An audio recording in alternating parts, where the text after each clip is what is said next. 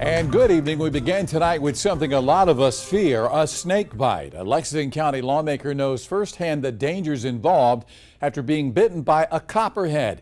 It was a snake bite that sent him to the ICU. News 19's Jenna Krasina has those details. Hopefully the last time I've ever been bit by a snake.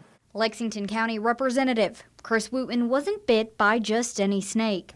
He was bit by a copperhead Sunday night in his front yard in Lexington. While my dog was running around, I'd slipped on some flip-flops on the front porch.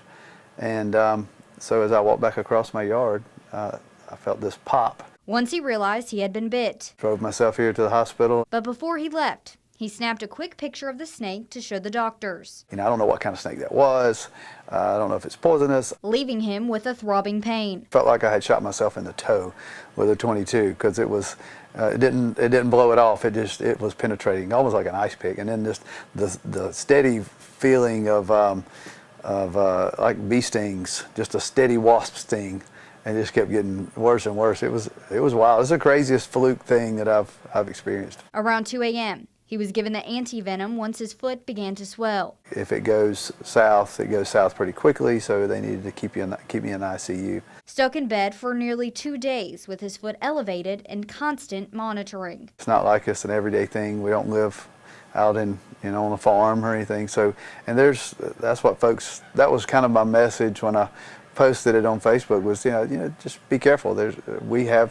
It's still Lexington County, and even though we're growing like we are with all the homes, it's still Lexington County, and we're a rural community that we've got snakes. The copperhead is South Carolina's most common venomous snake, but no matter the bite. Even if it's a small snake bite of any kind, just come to the ER and don't take any chances. In Lexington County, Jenna Krasina, News 19 WLTX. And Wooten was scheduled to be discharged this afternoon and is expected to be okay. Now, even though fall is almost here, we're not out of the woods when it comes to snakes, especially copperheads. They breed all the way through the end of September. They give birth to an average of 3 to 5 snakes at a time.